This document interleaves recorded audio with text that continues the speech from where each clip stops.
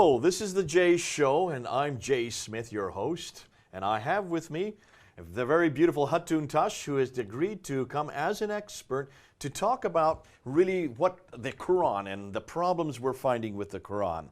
In the last show, we already showed these 26 Qurans. Some of them are here, the others are around here. 26 different Qurans that are different from this one right here. This is the one we use today. This is the official one. This is the one that every Muslim has been told is the same all over the world, and that the Arabic part is exactly the same. Doesn't matter where you are, if you're in Indonesia, if you're here in Britain, if you're in Somalia, if you're up in the Middle East, it is always the same Quran. And the reason they have to say this is that this comes from an eternal tablet that sits in heaven, that's always been there in heaven. It has always been, it has always existed. So it cannot have had any human intervention. Plus, Quran makes a claim that Allah is going to protect the book. So if Quran has been changed, has been corrupted, then it puts Allah in a situation that Allah wasn't capable to keep His word. Oh, okay. So this is a theological problem as well. It will be a theological problem. Huge theological problem. Now, we don't have that problem with the Bible, do we? We don't, thanks God. We know that it's written by men. We know who the men were. We know when it was written. It was written over a period of 1,400 years. Let's say 1,500 years, because you have about a century in the first century which the New Testament was written. But from Moses writing in 1400 BC all the way up to John would be the last thing to have been written in the New Testament, possibly at the end of the first century. So 1,500 years, we know who wrote them. We know that these are not in heaven. We know they're not on any eternal tablets. We know that they were not sent down piecemeal by Angel Gabriel to each individual. There's about really 30 different authors in 3 languages on 3 continents for the New Testament and the Old Testament. We would never make the claims Muslims make. Yeah, so our claims regarding the Bible is the inspired word of God. Jesus is the eternal word of God. Bible is the witnessed word of God, which is written by human being, and Yahweh inspired human beings to write everything down. Versus Muslim claims regarding the Quran is the eternal speech of Allah, is the eternal word of Allah, and everything in the Quran is how it's supposed to be. So dot to dot is exactly the same. It came down, and in time of Muhammad, when Muhammad died in 632, revelation finished. So they've put the Quran on such a high pedestal. It's way up here. It is above criticism. It's above human intervention. It has to remain sacrosanct. Inimitable is the word they love to use. Can you see then why no one dares say that maybe there may be human intervention? If you begin to intimate that, immediately you're going to get an awful lot of angry Muslims, are you not? Yeah. Not Christians. That can be understandable, though. Because our Bible, we know our Bible does have interventions. We know that it was written by men. We know that it got changed at different places, but we know exactly where the changes are. Yeah, we know where as we talked about, we can get the critical edition version of the Bible, and then we can see all the comparison done with the manuscripts. Yet, 2017, we don't have the critical version of the Quran. Okay, now let's back up. Let's say, when did this whole thing begin? When did this idea that the Quran was compiled by Uthman, where did that come from? That idea that it was put together by this caliph means a king, who had the control over that part of the world at that time.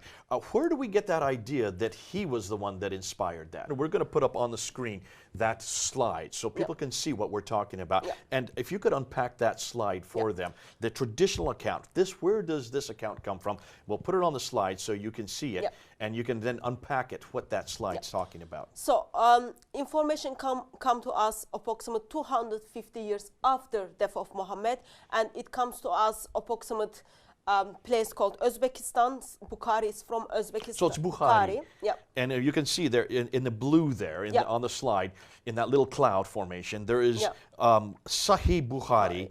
And the compilation, it's 870 AD. So we're talking about 240 years after Muhammad's death. He writes this down. He compiles from He compiles it. And we know Arabic wasn't Bukhari's first language, so he learned Arabic in his lifetime, and then he traveled, he met with people, and then he find out how the Quran came to be. So Sahih Bukhari, volume 6, book 61, hadith 509 and 500 tells us. Hudayfa bin al-Yaman came to Uthman at the time when the people of Sham and the people of Iraq were waging war to conquer Armenia and Azerbaijan. So there is war between people of Sham and people of Iraq. Yet when we actually look at the informations outside of the hadith, we see approximately 70 people died from this war. And during this war, some Muslims called other Muslims kafir. Okay, That's it says that in just the next side information. Yeah. Hudayfa was afraid of that is the people of Sham and Iraq, Yeah. differences in the recitation of the Quran. Yeah. So there was a fear already that maybe the Quran would have different. Hold on a minute. If this comes from God, automatic. If it comes from heaven, automatic. This suggests that there may be human intervention already. Yes, but please remember, while during the war, Muslims are calling other Muslims kafir, non-believer, because the way they recite the Quran. Yet, it's only 70 people who dies in this battle. Let me continue on. Oh, and it says to Uthman, O chief of the believers, save this nation before they differ about the book, that means the Quran, Yep. as Jews and the Christians did before.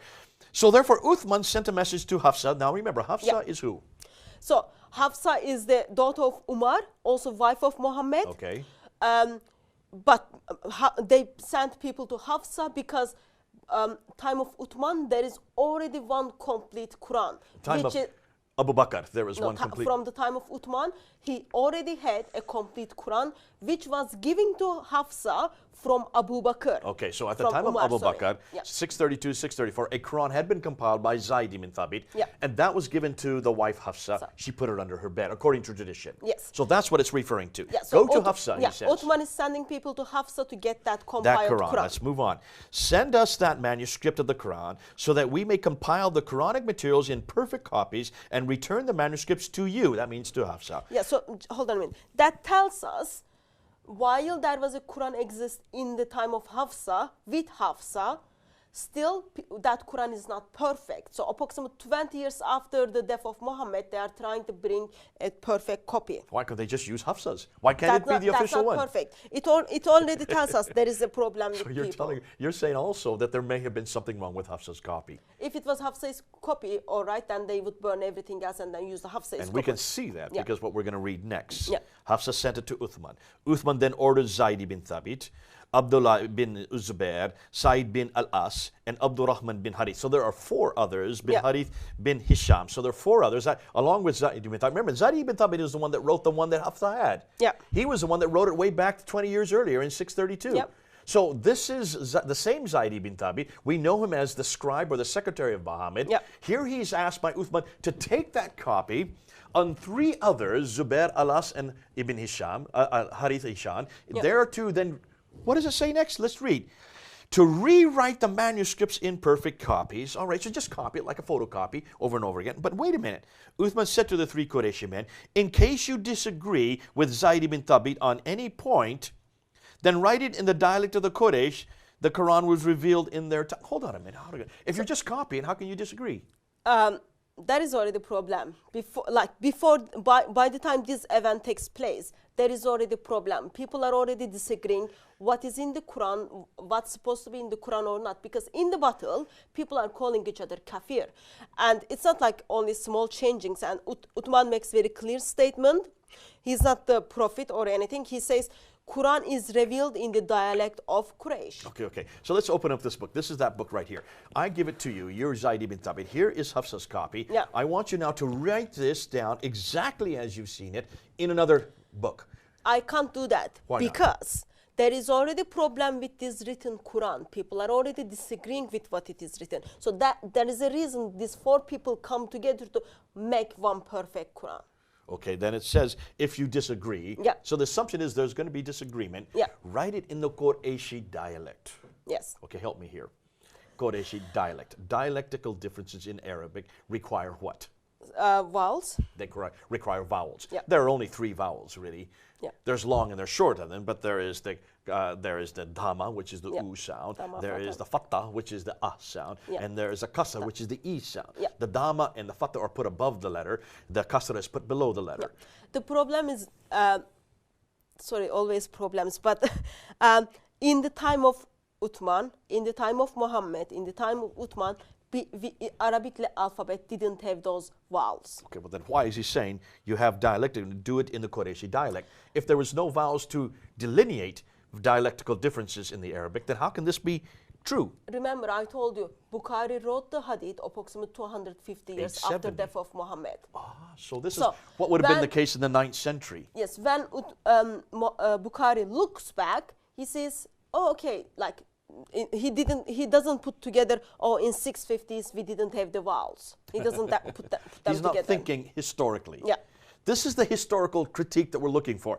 This should have been done by Bukhari. Bukhari should have had a historical edition already in place. Yeah. So he's already saying, let me think what the problems would be today in the 9th century. And one of the big problems is we have different dialects. Yeah. So you need to read it in this dialect, the Qurayshi dialect. He didn't realize you can't say that in the 7th century. Vowels had not been invented. 650s, yeah. There were no dama, kasra, and fatha. That had yet to be invented. They were only introduced in the 8th century. You see a problem already Yes. we're finding with Sad this that compilation. Imam didn't know that.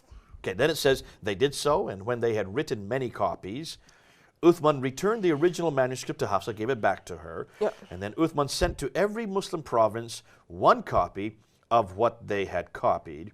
What happens here is, as they made one perfect Quran, they copied this perfectly, and then this Quran went to different cities with one person. We will look at which cities it went later. But this hadith doesn't tell us which cities, it just tells us Well, now it we've went got to them up- every Muslim provinces. Look on the screen. I want you now to look at the cities. We've got them listed there on the right side. Yeah. Look at them. Uthman sent to every Muslim province one copy, one to Basra, one to Baghdad, one to Damascus, one to Jerusalem, another to Cairo, another to Alexandria, another to Aden, another to Herat, and another to Nishapur. What we're talking about is, how many do you have there? That 9. means you have 9 copies going to 9 cities. So Uthman doesn't tell us, or Sahih Bukhari doesn't tell us which cities they sent. Islamic tradition is very confused how many copies went to which cities. But when we look at the map, when we look at the history, we see in 7th century, in time of Uthman, there were 9 provinces. And these are the 9 provinces Those we are just the read. 9 provinces. So that means 9 copies, with 9 person, at least with each one with a 9. What do you mean by that? like 1 copy with 1 person. So someone would actually carry it. Because someone who know the Quran, someone who know what it is, so they would take it that people don't get, there is no disagreement when Quran arrived to Basra. To guard it, in a sense. Yeah. To make sure that it remains sacrosanct. Yeah, probably teach someone because you kind of made it one perfect copy. So you arrive to Basra, people will come and ask you about the Quran. What you do, you are teaching the Quran what you already brought with you. So what you're saying already is that this should have been done way back in the 7th century. In fact, it was done way back in the 7th century. According to tradition, around 650s. There should be no problems then whatsoever with any differences in Qurans. Now let's go back to that, could finish off that tradition. So they sent it out, Zayd ibn Thabit, now Uthman sent to every Muslim province one copy, and ordered that all the other Quranic materials, whether written in fragmentary manuscript or whole copies, be burnt. I think it is This one is of the hugely saddest things in significant. Islamic tradition. If you authorize to make one perfect Quran, Yeah. why are you so scared? What are the other manuscripts out there? So other manuscripts probably were disagreeing what was there. So Uthman says, okay, we just ignore them. He orders to burn everything. It comes from a Muslim who is leader of the country, ordered to burn their own manuscripts. That says 2 things to me right away. That means there must have been some discrepancies. Yeah. Why would you burn them if they all agreed? Proving the very reason why they had, Uthman had to bring Zayd ibn Thabit, Harith, Alas, and Zubair, all the 4 of them together to rewrite that copy that was Hafsa's. Obviously, there was discrepancies. Otherwise, why would you take all the remaining fragments and burn them? So now we have, everything is like this. It's like an upside-down pyramid. We have one original Quran now that's created by Uthman that should be exactly the same, right? The problem is, let's take a look at the Bible. The Bible, we don't burn any of our manuscripts. We were burned for our manuscripts. Okay, they were burned by others. non-Christians order Christians to burn their manuscripts, or Christians get to burned for their The manuscripts. Edict of Diocletian in 300 did just that. The Romans burned our manuscripts, and we had thousands of manuscripts burned. But Christians, can you tell me any place that we have destroyed or burned or thrown away any of the biblical codices or manuscripts? no. Do you know of any occasion where that happened? I don't know.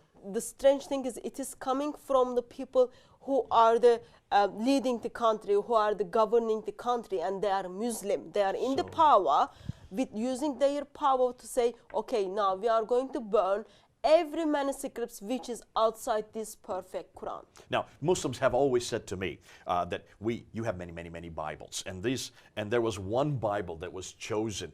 I get this story all the time. At the time of Constantine, in the 4th century, about 325. And in fact, at the Council of Nicaea is where they always say it. In 325, in Nicaea, they put on a table like we have here. They put 200 Bibles on. And then they started shaking. Have you heard this story? They Yes. shook until they all fell off. And the one that remained is the Bible that we have today. I've heard this for 35 Four years. Gospel stays on the thing. This is the one that we use today. Interestingly, it looks like that story that Muslims are creating actually is very similar to what we're getting here. There was no table and no shaking. Yeah, they are just putting their tradition on Christian history. In Christian history, nothing happened. Nothing such the story you told happened. In fact, the Council of Nicaea had nothing to do with the Bible, canonization. yeah. The Council of Nicaea had to do with Arianism, had to do with actually what Islam follows, the fact that Arianists believed that Jesus was nothing more than a man, like Muslims believe. And Athanasius confronted Arianism. That's why the council was created, and that's what it argued. So it has nothing to do with whether a Bible was created or when the canon existed. But now we're talking about the first canonization. And canon means when the original Quran was finally formed. Now, here's the second problem. Okay, so you throw out all the manuscripts because they all disagree. Yeah. I would like to have known where they disagree, wouldn't you? I would like to know why is it that if there are any corrections, what's going on here? Wouldn't it have been better if he had preserved everything so that today we could look at all of them like you see the ones we have on here, and that one disagrees with this one, disagrees with that one, disagrees with this one, so that we could actually look at them. If you think like this, for example, Jay, in the 1st century, people wrote the Gospels. They wrote letter to one another. Yeah. In 2nd century, people wrote Gospels. They wrote letter to one another. Yeah. Bible has been seen by people, for example, New Testament, as this is the Word of God, this is the continuation of the Bible. And then we've got 4 Gospels, 4 biography of Jesus is in the Bible. Yet we've got lots of writings outside of the Bible, which is not canonized, which is not seen as this is the Word of God. But we didn't burn them. They are accessible to everyone.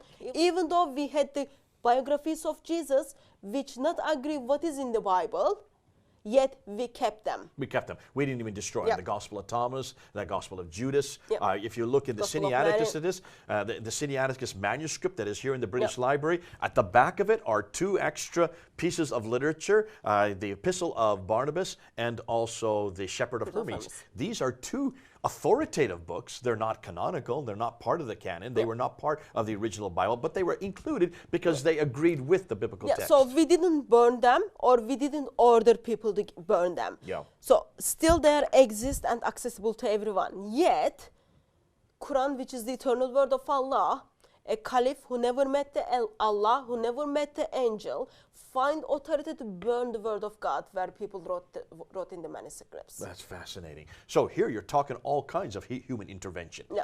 This is what we need to know. This is how you find a critical edition. You look back and see where humans have intervened, Yep. where humans have changed, where they've ejected, where they've emitted, where they've rescinded, where they've added, where they have taken away. That's exactly how you come to a cross and how you get to a critical edition. So we're doing that right now between us just by reading their own text. This is nothing you wrote, Hatun. This is nothing that I've written. It comes from Sahih Bukhari. It's from Islamic sources. Sahih means perfect. There's no error. True, reliable. So this is the best they've got. Yeah. And then it goes on and says, they burnt out the ones that didn't agree. They sent the others to all the prophets. We know there's 9 prophets. Yeah. Then Zayd ibn Thabit added, a verse from Surah Azab was missed by me when I copied the Quran, and I used to hear Allah's apostle reciting it. So we searched for it and found it with Khuzaimah ibn Thabit al-Ansari. And that verse was, among the believers are men who have been true in Surah their covenant with 33, Allah, verse Surah 23. 33, ayah 23. Yeah. So here, hold on a minute. Here is Zayd ibn Thabit, the man, this is not Muhammad, this is not the Caliph Uthman, this is just a scribe, a secretary. Say, oh, wait a minute, I remember another verse that I remember the Prophet saying 20 years ago. Yeah. I don't know where it is, so he starts looking all over for it, and he comes across this one man who Yeah. remembers it. Yeah, but the thing is, so that verse probably wasn't in the Hafsa's Quran, because if it was in Hafsa's Quran, it would be copied, or if it was with the people who were in the committee, who were on the table, were discussing what needs to get into the Quran or not. None of those people remember, and then he just gives us one name, and then tells, "Oh, I remember this person remembered," and then I put it in the Quran. Oh, wait, one name. One person. What are you supposed to have in order to have something that's authoritative in Islam? people, You minimum. need to have two witnesses. In fact, there are some Muslims that you know today that will not accept Surah 33, Ayah 23, Yeah, and because then it only same- has one Yeah, witness. and same thing for the Surah 9, verse 128 and 129. Surah 9, verse 128 and 129 also only have one witnesses, Yeah. and they throw those two verses out, plus Surah 33, Ayah 23, because it only has one witness. And we Actually- know that because it's right here in Sahih Bukhari. Yeah, actually it's worse than that, because if we read certain passages, hadiths, it tells us Surah 33, which is the surah which is mentioned here, it was as long as Surah Baqarah, as long as Surah 2, Which is the largest one in the whole Quran. 2,296 or 76 verses. I'll look it up right now. Go ahead. Keep speaking So while I look it it's up. approximately 213 verses is missing. So Oh. Surah 33 we are reading today is only 73 or 76 verses, yet Surah Baqarah is 296 verses. Only 73 verses of 286 verses. 286 verses. So approximately 213 verses of this. Yes, Surah 33 was as long as Surah 2, 286 So we're missing verses. quite a few verses here. 213 verses is missing. 213 verses are missing. Ouch, And we are ouch, grateful. ouch. We are grateful that Sahih Zayd Bukhari said this. Yeah, Zayd bin Thabit, remember, oh, there was one verse, let me add it to there.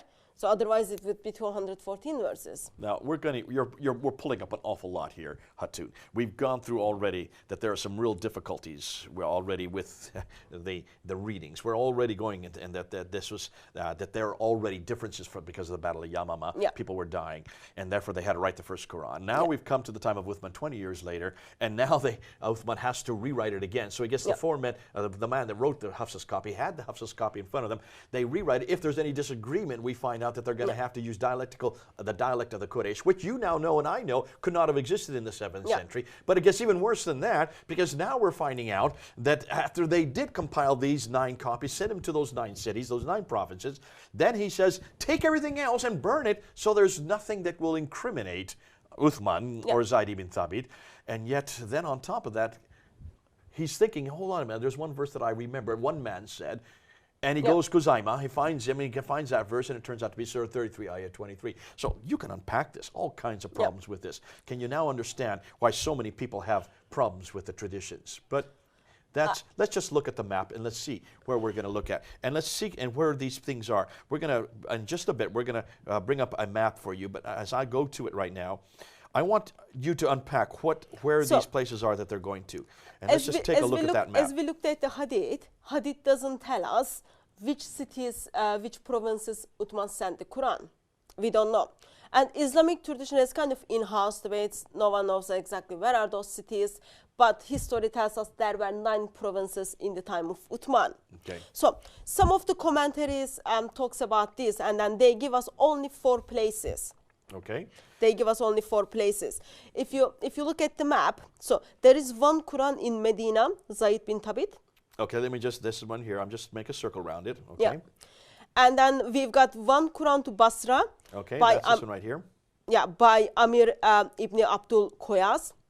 And then we've got we've got one in Kufa. There's Kufa. There it is. Yeah. So these are both in what would be today Iraq. Yes. The southern part of Iraq, and Kufa is closer to Baghdad. Yeah. Okay, those. And then one to Damascus. Okay, and that's the Damascus way over here. Yeah. Okay. So now we kind of see from the traditions. Tradition tells us, okay, this person take the Quran there, and then we know, for example, when the Zayd bin Thabit died. Okay. Or we've got other traditions. They tell us maybe it was 5 copies. Oh, okay. So here we now look up on the slide again. Yeah. We got 5 now. Yeah. So 1 copy was sent to Mecca. Okay. Extra. by Abdullah bin I Said. just circled it there. Yeah.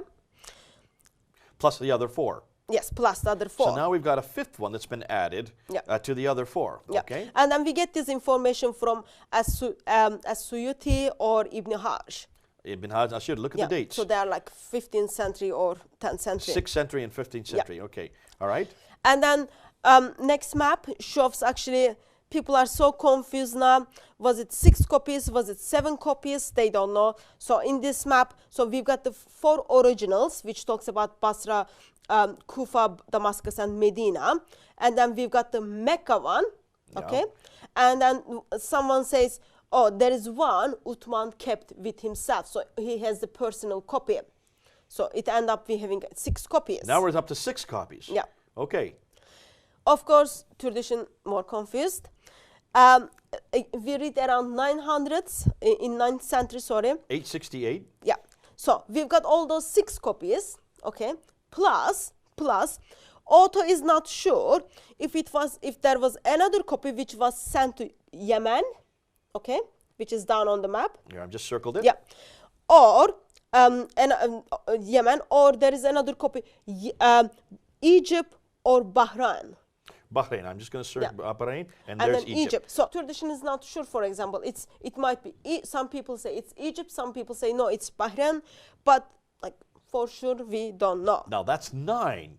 So it could be 9 different provinces. It could be 6. It could be 5. It could be 4. There's a lot of confusion going on here, and this needs to come out. Yeah. What we're doing now, Hatun, and what you've helped me with, this has been great. Thanks for coming on board. This has unpacked an awful lot. We've brought up an awful lot of problems. Let's try to list them. The first problem is there is nothing written down during Muhammad's death. Yes. This is rather, and we said this from the very beginning, why did not Muhammad have it written down? We're not saying he had to write it, because according to tradition, he could not read or write. That's up to dispute. Nonetheless, why did he write this down himself? Why did he have Zayd ibn Thabit write it down? Since he was receiving it, and we do know that they could read and write in that period. Listen, there's a whole library that existed in Alexandria in the 5th century. Certainly by the 7th century when Muhammad was living, in that part of the world they could read and write. Isn't that funny? Why would God, in all his providence, all his wisdom, have picked a man who could not even read and write to give the greatest revelation And in the didn't history want of to learn mankind? it. Yeah. Nonetheless, so he didn't write it down. That we do know it was not written down. Tradition tells us it was not written down in 632 when he died. Yeah. That had to be written down by Zayd ibn Thabit during the time of Abu Bakr, the next 2 years. That was given to Hafsa. She put it under her bed. Why she did? If this is the greatest revelation, why wasn't it copied Accessible to immediately? everyone. Why didn't Abu Bakr send it to all the different provinces? He should have done it right away.